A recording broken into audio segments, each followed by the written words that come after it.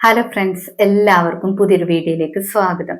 ഇന്നത്തെ കഥയിൽ മഹിയാണെങ്കിൽ എഴുന്നേറ്റ് കഴിയുമ്പോൾ ഉടനെ തന്നെ ഗംഗയെ അന്വേഷിക്കുന്നുണ്ട്. ദേവയാനിയമ്മ എപ്പോൾ പറയുന്നുണ്ട് ഗംഗയ്ക്ക് കുഴപ്പമൊന്നുമില്ല, അപ്പോഴത്തെ ടെൻഷനിലാണെങ്കിൽ ഒന്ന് തല കറങ്ങിയതാണെന്നാണ് ഡോക്ടർ പറഞ്ഞത്. അങ്ങനെയൊക്കെ കേൾക്കുമ്പോഴാണെങ്കിൽ മഹി പറയുന്നുണ്ട് എനിക്കിപ്പോൾ തന്നെ ഗംഗയെ കാണണമെന്ന്.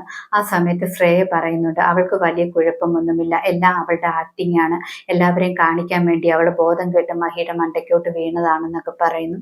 അങ്ങനെ പറയുന്നത് കേട്ടിട്ട് മഹിക്കാണെങ്കിൽ ദേഷ്യം വരുന്നുണ്ട്. മഹി എപ്പോൾ പറയാണ് ഗംഗയാണ് എന്നെ രക്ഷിച്ചത്, ഗംഗയാണെങ്കിൽ എൻ്റെ കാലിൽ തുണി കെട്ടിയിരുന്നു, അതിനുശേഷമാണെങ്കിൽ കാലിലെ ബ്ലഡ് ആണെങ്കിൽ സക്ക് ചെയ്ത് കളഞ്ഞതൊക്കെ എനിക്ക് ഓർമ്മയുണ്ടെന്ന് പറയുന്നു. അവളാണ് എന്നെ രക്ഷിച്ചതെന്നൊക്കെ പറഞ്ഞിട്ട് മഹിയാണെങ്കിൽ അവിടെ നിന്ന് പോകുന്നുണ്ട് ഗംഗയെ കാണാൻ വേണ്ടി.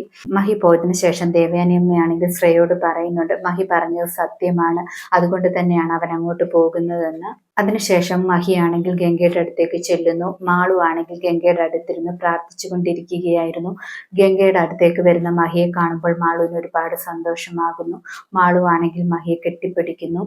അതിനുശേഷം മഹിയാണെങ്കിൽ ഗംഗയെ വിളിക്കുന്നുണ്ട്. ഗംഗ അപ്പോൾ കണ്ണ് തുറന്ന് എഴുന്നേൽക്കുന്നുണ്ട്.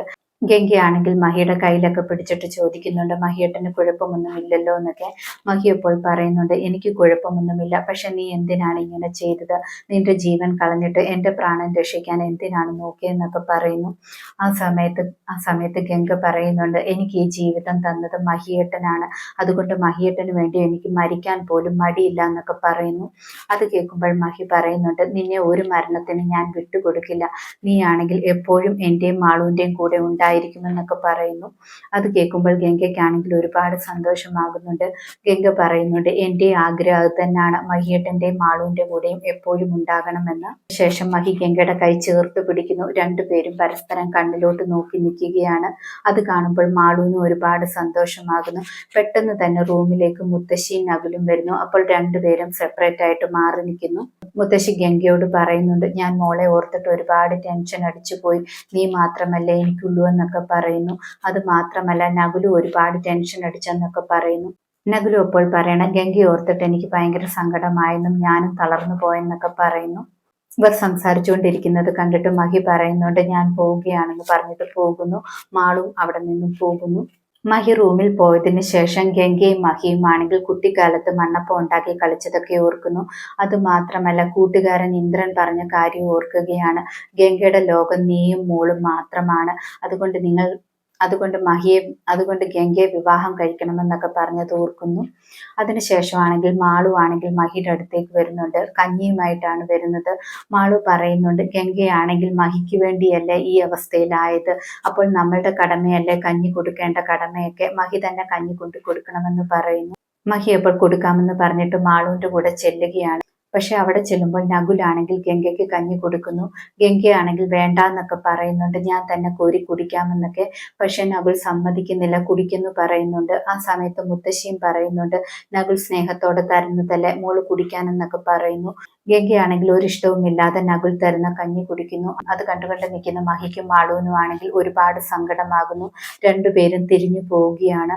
മാളു തിരിഞ്ഞു പോകുമ്പോഴാണെങ്കിൽ നകുലിനെ തുറിച്ചു നോക്കുന്നുണ്ട്. നകുലും മാളുവിനെ ആക്കിച്ചിരിക്കുന്നുണ്ട്.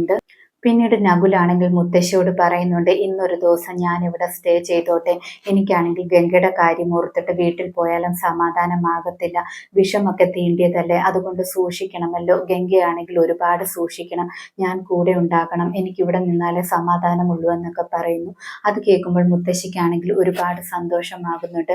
മുത്തശ്ശി അപ്പോൾ പറയുന്നുണ്ട് ഇന്ന് നീ ഇവിടെ നിന്നോളൂ, ഞാൻ ദേവയാനി അമ്മയോട് പറഞ്ഞേക്കാമെന്നൊക്കെ പറയുന്നു. നകുലിനാണെങ്കിൽ അത് കേൾക്കുമ്പോൾ ഒരുപാട് സന്തോഷമാകുന്നു. താൻ വിചാരിച്ച പോലെ കാര്യങ്ങൾ നീങ്ങുന്നുവെന്ന് മനസ്സിലാകുന്നുണ്ട്. അതിനുശേഷം കാണിക്കുന്നത് മാളുവിനെയും മഹിയുമാണ്. മാളു സങ്കടത്തോടെ പറയാണ് ഗംഗയാണെങ്കിൽ അയാളെ വിവാഹം കഴിക്കുമോ, അയാളാണെങ്കിൽ എപ്പോഴും ഗംഗയുടെ കൂടെയുണ്ട്, ഗംഗയുടെ മനസ്സ് മാറുമോ എന്നൊക്കെ ചോദിക്കുന്നു. മഹി എപ്പോൾ ഒന്നും പറയുന്നില്ല, നമുക്ക് എന്ത് ചെയ്യാൻ പറ്റുമെന്നൊക്കെ പറയുന്നുണ്ട്. മാളു അപ്പോൾ പറയുന്നുണ്ട് എനിക്ക് അയാളെ ഇഷ്ടമല്ല, മഹി ഗംഗയെ വിവാഹം കഴിച്ചാൽ മതിയായിരുന്നു, അയാൾ ഈ വീട്ടിൽ നിൽക്കേണ്ട, അയാളെ എങ്ങനെയെങ്കിലും ഈ വീട്ടിൽ നിന്നും ഓടിക്കണമെന്നൊക്കെ പറയുന്നു.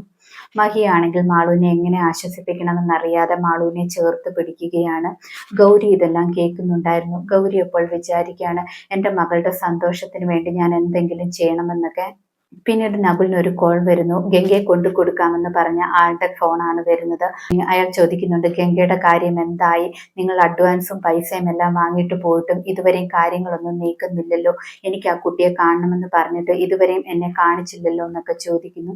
നകുൽ അപ്പോൾ പറയുന്നുണ്ട്, നാളെ പറ്റുമോ എന്ന് നോക്കട്ടെ, വിവാഹം കഴിഞ്ഞിട്ട് കൊണ്ടുവരാമെന്നാണ് കരുതിയത്, പക്ഷെ നാളെ തന്നെ നോക്കട്ടെ എന്നൊക്കെ പറയുന്നു.